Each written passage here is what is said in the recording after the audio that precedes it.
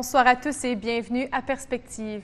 L'un des plus hauts fonctionnaires de l'Église catholique, le cardinal George Pell, a été reconnu coupable d'agression sexuelle contre des mineurs par la Cour de Melbourne, en Australie, un cas qui remonte à 1999. Après 4 jours de délibération et une décision unanime, le jury a prononcé le verdict mardi. Le procès avait commencé le 7 novembre dernier. Mais le prélat australien a été accusé d'inconduite en juin 2017 et avant de retourner en Australie pour subir un procès, il était membre du Conseil des cardinaux nommé par le pape depuis 2013. La date d'imposition de sa peine est prévue pour février 2019. Il sera donc placé en détention jusqu'à cette date. Mardi dernier, une fusillade a eu lieu dans la cathédrale de Campinas, dans l'État de São Paulo, au Brésil. Un homme est entré dans l'église à la fin d'une messe et a ouvert le feu. Il a tué 5 personnes, 4 autres ont été blessés. Le pape François a envoyé ses condoléances à l'administrateur diocésain de l'archidiocèse en disant qu'il est profondément touché par l'attaque et il assure les familles des victimes de son réconfort spirituel. L'homme armé avait 49 ans et il s'est suicidé à l'heure où des policiers l'entouraient à l'intérieur de la cathédrale.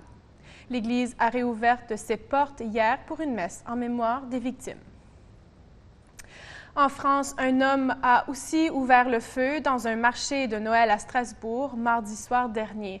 Il était environ 11 heures, 3 personnes ont été tuées et 13 autres blessées. Pour la population, l'attaque rappelle des souvenirs douloureux, dont les récents événements de 2015 avec Charlie Hebdo, puis le Bataclan. Le pape François a partagé sa tristesse et sa préoccupation avec l'archevêque de Strasbourg, Monseigneur Luc Ravel. Il a condamné les actes violents perpétrés et implorait la miséricorde de Dieu pour les défunts. Monseigneur Ravel a lui aussi réagi à l'attentat KTO. Télévision catholique en France a recueilli sa réponse. Écoutez.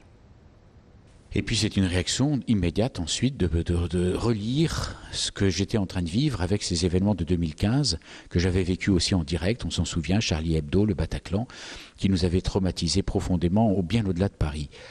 Et donc c'est des réactions de soutien, de partage, au fond tout simplement d'une même angoisse et d'une même compassion pour toutes les victimes.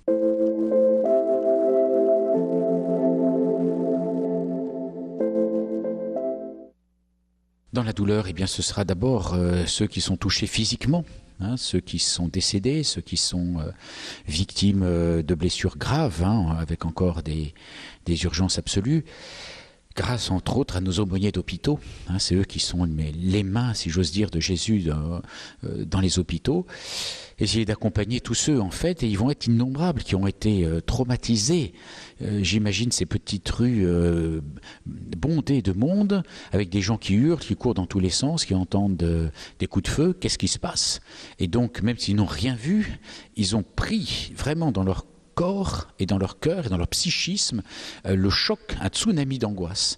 Voilà, c'est tous ces gens-là qu'il faudra accompagner. Et puis au-delà, il y a tous ces Alsaciens, il y a tous ces touristes, plus près de 2 millions qui se précipitent pour le marché de Noël à Strasbourg, qui vont avoir peur, qui vont se dire est-ce que j'y vais pas, et on ne s'assoit pas de la même façon à une terrasse de café après l'attentat qu'avant.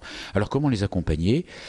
Et puis en tout cas, on va déjà leur dire qu'on est avec eux, que la dimension transcendance est une force de résilience pour essayer de passer les peurs, qu'une des façons de déjouer la peur, c'est de ne jamais être seul, toujours à plusieurs, c'est toujours plus simple de pouvoir échanger, et puis aussi bien sûr de prier.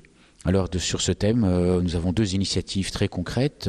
Aujourd'hui même, ce mercredi 12 décembre, nous faisons sonner le grand glas de toutes les églises de Strasbourg pour dire combien nous sommes en union profonde. Et puis, dès demain soir, nous préparons des célébrations à caractère œcuménique pour vraiment que toutes les forces de prière pour les victimes, pour les forces policières qui ont été admirables, et aussi pour le monde, soient unies devant Dieu qui est la seule source de paix. Au Canada, le pape a nommé un nouvel évêque auxiliaire pour le diocèse d'Alexandria-Cornwall qui est rattaché aujourd'hui à l'archidiocèse d'Ottawa. C'est le père Guy Desrochers, prêtre rédemptoriste. Au moment de sa nomination, l'évêque élu était directeur des vocations pour les rédemptoristes et prédicateur de retraite. Puis, le Saint-Père a aussi nommé un nouvel archevêque pour le diocèse de St. John's en Terre-Neuve, Monseigneur Peter Hunt. Monseigneur Hunt, au moment de sa nomination, était évêque de Corner Brook et Labrador depuis plus d'une dizaine d'années. Voilà, c'est tout pour aujourd'hui. Merci d'être avec nous et à la prochaine.